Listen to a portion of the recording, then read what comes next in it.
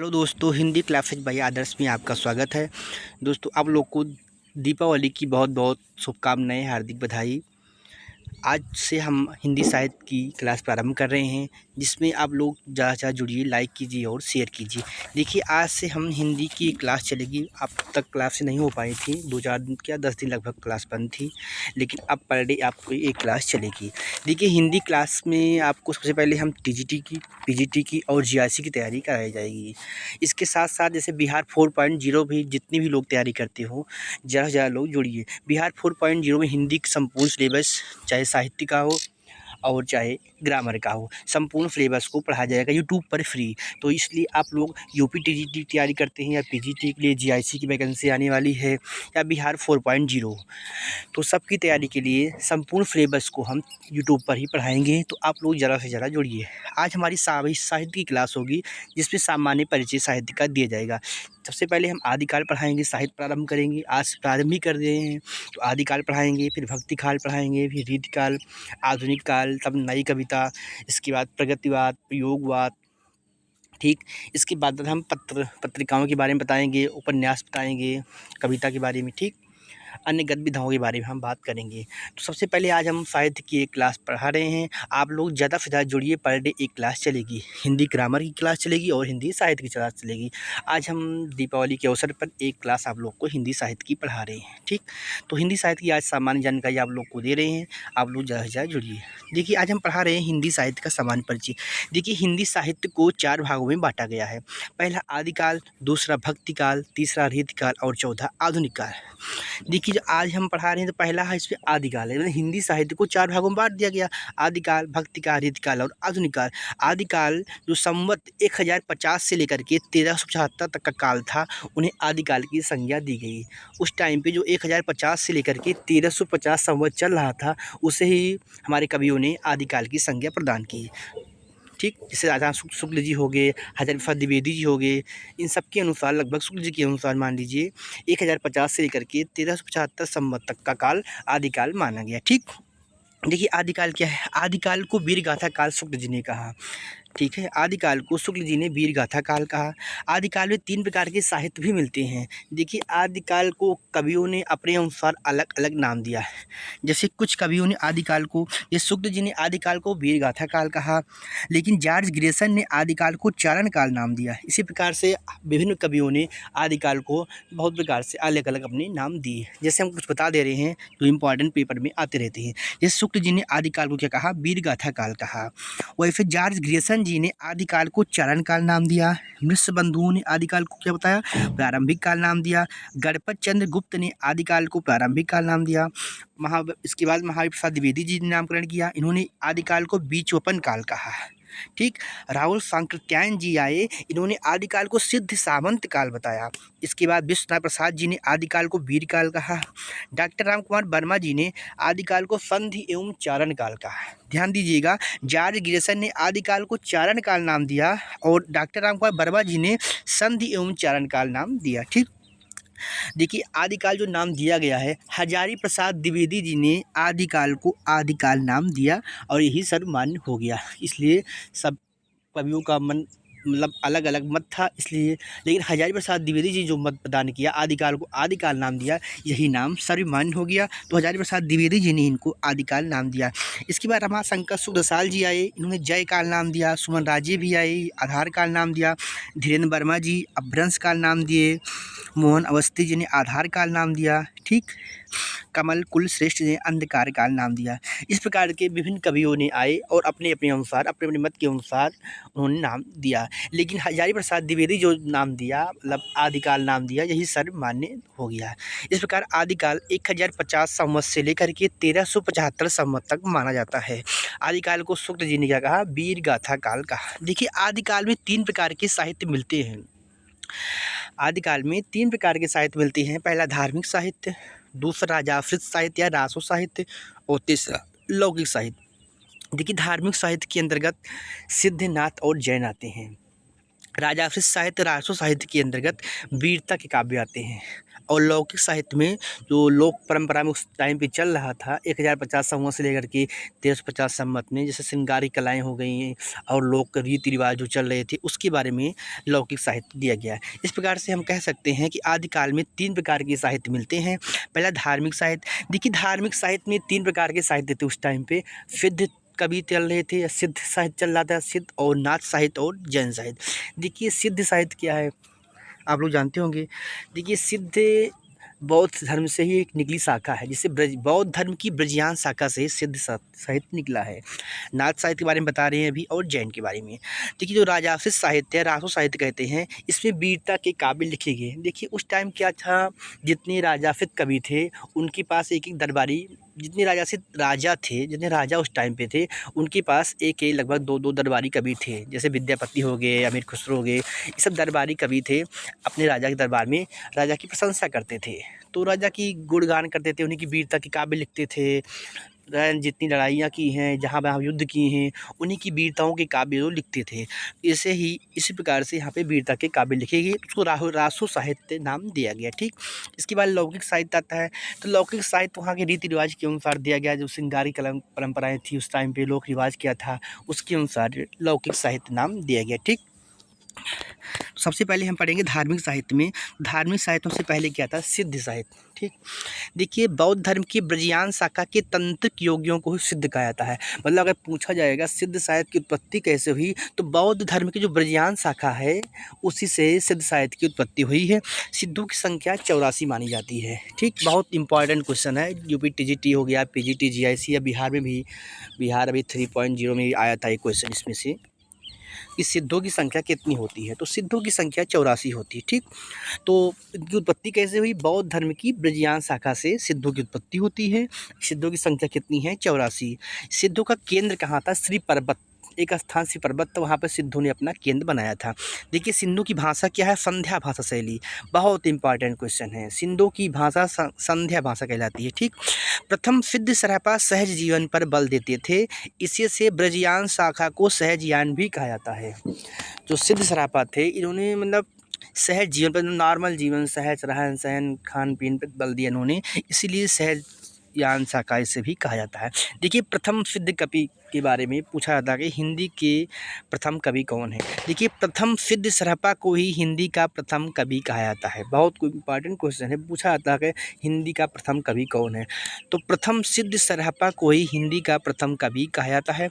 सरापा को सरोज भ्रज, राहुल भद्र आदि नामों से जाना जाता है। इनके 32 ग्रंथ हैं। सरापा जी कितने ग्रंथ हैं, 32 ग्रंथ हैं, और दोहा कोश इनका प्रसिद्ध रचना है। सराफा की प्रसिद्ध रचना क्या है, दोहा कोश। ठीक, आगे देखिए हैं, हिंदी में सर्वप्रथम दोहा और चौपाई पद्धति का प्रयोग इन्हीं की रचनाओं में मिलता है। हिंदी में सर्वप्रथम दोहा और चौपाई पद्धति का प्रयोग सरहपा की रचनाओं में मिलता है। देखिए आप लोग को थोड़ा डिस्टर्ब भी हो रहा होगा, क्योंकि आप पराकला का लोग दगा रहे, दिवाली का अवसर है।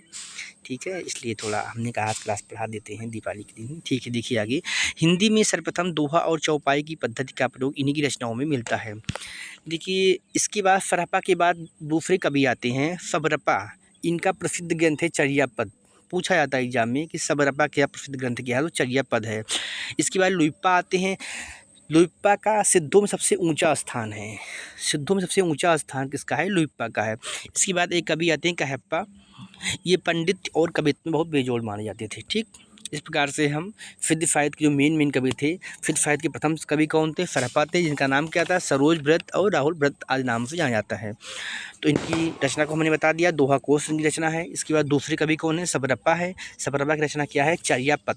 तीसरे कवि आते हैं लुइप्पा। लुइप्पा को सिद्धों में सबसे ऊंचा स्थान दिया गया है। बहुत पूछा भी आता है कि 84 सिद्धों में सबसे ऊंचा स्थान किसको प्रदान किया गया है, तो लुइप्पा को ही सबसे ऊंचा स्थान प्रदान किया गया है। इसके बाद कहप्पा आते हैं, जो पांडित्य और कवित्व में बहुत बेजोड़ माने जाते थे। ठीक, तो ये हो गया सिद्ध साहित्य। इसके बाद पढ़ाएंगे हम नाथ साहित्य। देखिए नाथ साहित्य क्या है, गोरखनाथ के नाथ पंथ का मूल भी बौद्ध की बलियान शाखा है। मतलब गोरखनाथ जी का जो नाथ पंथ है, इनका भी क्या है, मूल बौद्धों की बलियान शाखा। अर्थात हम कह सकते हैं कि इनकी भी उत्पत्ति कहाँ से हुई है, सिद्धों से और शैव से मिल करके ही नाथों की उत्पत्ति हुई है। अगर पूछते हैं नाथों की उत्पत्ति कैसे हुई है, तो सिद्ध शाखा प्लस शैव शाखा से मिलकर के नाथों की उत्पत्ति हुई है। ठीक, देखिए नाथों की संख्या 9 मानी जाती है। अभी हमने बताया सिद्धों की संख्या 84 मानी जाती है, लेकिन नाथों की संख्या क्या होती है, 9 मानी जाती है। ये कांट की लौ में बड़े बड़े छेद करके स्फटिक के भारी भारी कुंडल पहनते थे, इससे कनफटे कहलाते थे। देखिए जो सिद्ध नाथ साहित्य गोरखनाथ जी का है, नाथ साहित्य, नाथों की संख्या कितनी है, 9। देखिए यहाँ पे नियम है, गोरक्ष पीठाधीश्वर जैसे माननीय योगी आदित्यनाथ जी मुख्यमंत्री जी हमारे हैं, तो मतलब यहाँ पे क्या है कि कनफटे लोग कैसे कहलाते हैं, क्योंकि लोग बड़े बड़े कान में कुंडल पहनते हैं।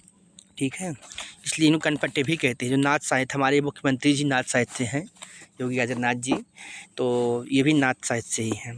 ठीक, तो इसलिए कहते हैं कि नाथों की संख्या 9 है और ये कान में बड़े बड़े कुंडल पहनते हैं, इसलिए इन्हें कनफटे भी कहलाते हैं। ठीक, नाथ साहित्य। इसके बाद देखिए नाथों की संख्या हमने कितना बताया, 9 बताया, जिसमें नागार्जुन हैं, जल भरत हैं, हरिश्चंद्र हैं, सत्यनाथ, भीमनाथ, गोरक्षनाथ, चरपटनाथ, जलंधरनाथ और मल्ल्यार्जुन, ये नाथों की संख्या है। ये गोरक्ष पीठाधीश्वर के अनुसार नाथों की संख्या हमने बताया। शुक्ल जी ने अपने अनुसार अलग बताया है नाथों की संख्या। ठीक, इस प्रकार से हमने बता दिया कि नाथों की संख्या कितनी होती है, 9। देखिए गोरखनाथ के बारे में देख लीजिए। गोरखनाथ मत्स्येंद्रनाथ के शिष्य थे। बहुत पूछा जाता है एग्जाम में, गोरखनाथ के गुरु का नाम क्या था, मत्स्येंद्रनाथ। इसलिए कहा गया कि गोरखनाथ मत्स्येंद्रनाथ के शिष्य। मिश्र बंधुओं ने इन्हें हिंदी का प्रथम गद्य लेखक माना।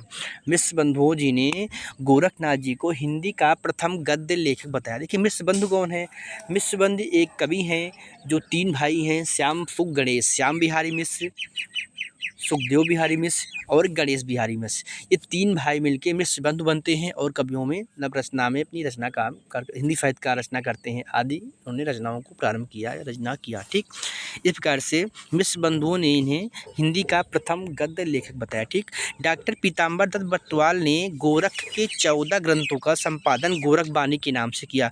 मतलब गोरखनाथ जी के 14 ग्रंथों का संपादन डॉक्टर पीताम्बर दत्त बटवाल ने किया। किस नाम से किया, गोरखबानी नाम से किया। ठीक, देखिए आज हमने क्या बताया आप लोग को, हिंदी साहित्य के बारे में बताया। आदिकाल में बताया हमने सिद्ध साहित्य, नाथ साहित्य और जैन साहित्य। जैन साहित्य के बारे में नहीं बताया, आगे बताएंगे। देखिए सिद्ध और नाथ में अंतर क्या है। देखिए जो सिद्ध साहित्य होते हैं ये बौद्ध धर्म के ब्रजयान शाखा से निकले हैं। सिद्ध साहित्य की उत्पत्ति बौद्ध धर्म के ब्रजयान शाखा से हुई है, जबकि नाथ साहित्य की उत्पत्ति सिद्धों से प्लस शैव से मिलकर हुई है।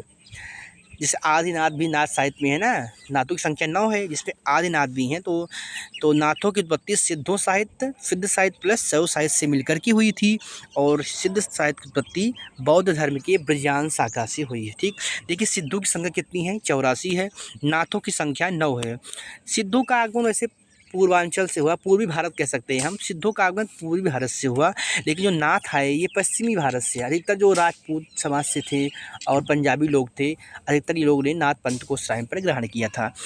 तो हम कह सकते हैं जो सिद्ध साहित्य लोग आए, सिद्ध लोग आए, ये पूर्वी भारत से आए और नाथ साहित्य लोग पश्चिमी भारत से आए। ठीक, देखिए बहुत सिद्ध साहित्य में स्त्री मदिरा आदि का सेवन किया जाता था, लेकिन नाथ साहित्य में ये सब नहीं किया जाता था। देखिए सिद्धों की भाषा क्या, संध्या भाषा है, लेकिन जो नाथों की भाषा है ये संध्या प्लस सदुक्कड़ी भाषा है। मतलब इनकी भाषा संध्या भी थी प्लस सदुक्कड़ी भी थी। सदुक्कड़ी का मतलब आप लोग जानते हैं, राजस्थानी प्लस अपभ्रंश, राजस्थानी प्लस ब्रज मिलता है, तब जान लीजिए कई भाषाओं का मेल होता है इसमें। ठीक, सदुक्कड़ी भाषा में, जैसे कबीरदास जी की भाषा सदुक्कड़ी मानी जाती है। तो इनकी भाषा क्या थी, मतलब सिद्ध साहित्य की भाषा संध्या भाषा थी और नाथ साहित्य की भाषा क्या थी, संध्या प्लस सदुक्कड़ी भाषा थी। देखिए बाह आडंबर का विरोध भी किया। सिद्धों ने बाह आडंबर का बहुत विरोध किया, दिखावा बाहर आडंबर चल रहे थे, इसका बहुत विरोध किया। नाथ साहित्य में भी ये था, नाथ साहित्यों ने भी इसका बहुत विरोध किया, दोनों लोगों ने किया। सिद्धों ने भी बाह आडंबर का विरोध किया और नाथों ने भी बाह आडंबर का विरोध किया। गुरु का महत्व, देखिए गुरु का महत्व सिद्ध साहित्य में बहुत था, बहुत ज़्यादा था। सिद्ध साहित्य में 84 सिद्ध थे, लेकिन गुरु का महत्व बहुत था। वैसे ही नाथ साहित्य में भी गुरु का महत्व बहुत है, बहुत ज़्यादा थी। ठीक, जो हमारे मतलब मेन नाथ साहित्य के थे, कौन से, गोरखनाथ जी थे। तो गोरखनाथ जी की गुरु का नाम मत्स्येंद्र नाथ था, इसलिए हम कह सकते हैं कि गुरु का महिमा सिद्धों में भी था और नाथों में था। ठीक है, इस प्रकार से आज हमने आप लोगों के कुछ हिंदी साहित्य के बारे में बताया। ठीक है, तो आज हमने हिंदी साहित्य के बारे में बता दिया कि हिंदी साहित्य का सामान्य परिचय हम लोग दिया, मतलब आदिकाल के बारे में बताया कि आदिकाल को कितने भागों में बांटा गया, 4 भागों में बांटा गया। पहला, हिंदी साहित्य को 4 भागों में बांटा गया। पहला आदिकाल, भक्तिकाल, रीतिकाल और आधुनिक काल। आदिकाल को हमने बता दिया। ठीक, आदिकाल में कितने प्रकार की साहित्य मिलती है बता दिया। 3 प्रकार की साहित्य मिलती है, धार्मिक साहित्य और राजाश्रित साहित्य और लौकिक साहित्य। धार्मिक साहित्य में कौन कौन से आते हैं? आदिकाल में धार्मिक साहित्य में 3 प्रकार के साहित्य ही मिलते हैं आदिकाल में। कौन कौन? सिद्ध साहित्य, नाथ साहित्य और जैन साहित्य। ठीक, राजाश्रित साहित्य या राघव साहित्य बता दिया कि जितने भी राज दरबारी कवि थे, राजाओं की प्रशंसा करते थे, उनकी रचनाओं का उल्लेख करते थे, वही आपका राजाश्रित काव्य था। लौकिक साहित्य में बता दिया श्रृंगार आदि लोक रिवाज जो थी उनकी कविताओं को लिखा गया। ठीक, इस प्रकार हमने आदिकाल के बारे में बता दिया। ठीक, नेक्स्ट क्लास हम पढ़ाएंगे इसके बाद, जिसमें हम आदिकाल के बाद भक्तिकाल पढ़ाएंगे, फिर रीतिकाल पढ़ाएंगे, आधुनिक काल, प्रगतिवाद चलेगा, प्रयोगवाद, नई कविता चलेगी। ठीक, तो ऐसे ऐसे क्लास आगे प्रारंभ होगी और ग्रामर की भी क्लास चलेगी और एक साहित्य की भी क्लास चलेगी। तो आप लोग ज़्यादा से ज़्यादा जुड़िए। ठीक है, नेक्स्ट क्लास पे। Thank you for watching.